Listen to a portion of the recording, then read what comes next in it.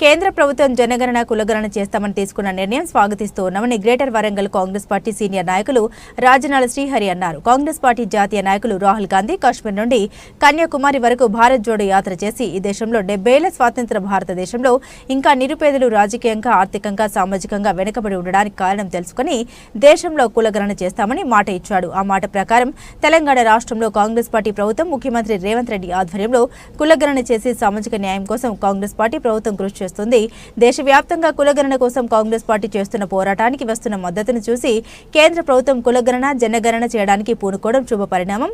కులగణన క్రెడిట్ కాంగ్రెస్ పార్టీకి, లోక్సభ ప్రతిపక్ష నాయకుడు రాహుల్ గాంధీకి, తెలంగాణ రాష్ట్ర ముఖ్యమంత్రి యనమల రేవంత్ రెడ్డికి, కాంగ్రెస్ పార్టీ ప్రభుత్వానికి పూర్తి క్రెడిట్ దక్కుతుందని తెలిపారు. నమస్తే. దేశ రాజకీయాల్లో హాట్ టాపిక్ గా మారిన కులగణన గురించి మనతో పాటు మాట్లాడడానికి greater Warangal Congress party senior నాయకులు రాజనాల శ్రీహరి గారు ఉన్నారు. చెప్పండి, దేశ రాజకీయాల్లో హాట్ టాపిక్ గా మారిన కులగణన అసలు బీజేపీకి ఈ క్రెడిట్ వర్తిస్తుందా, కాంగ్రెస్ పార్టీకి వర్తిస్తుంది? ఇప్పుడు కులగణన అనేది రాహుల్ గాంధీ గారు 2022లో సెప్టెంబర్లో జూడో యాత్ర ప్రారంభించారు.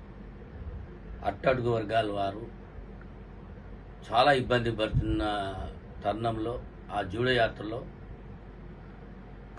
కన్యాకుమారి నుంచి కాశ్మీర్ వరకు ఆ యాత్ర వారు ప్రారంభించినప్పుడు కేంద్రం మీద ఒత్తిడి తేవడానికి అన్ని రాష్ట్రాల మీదుగా వెళ్ళి ఆయన యొక్క నిరసన ప్రదర్శన జరిగింది.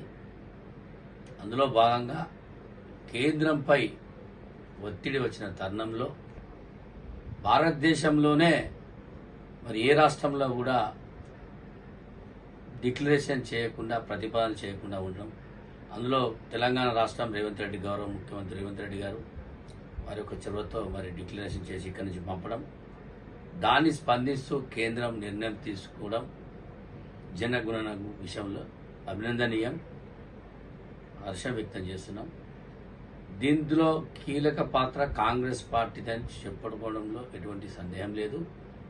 ఇవాళ ఈ యొక్క ఫలితం రేవంత్ రెడ్డి గారికి దక్కుతుందని, మిగతా పార్టీ వాళ్ళు దయచేసి వాళ్ళు చేసింది ఏం లేదు, వారు డప్పులు కొట్టుకుని ఆపేసి ఈ క్రెడిట్ గోస్ టు కేవలం ఒక కాంగ్రెస్ పార్టీ అని చెప్తున్నారు.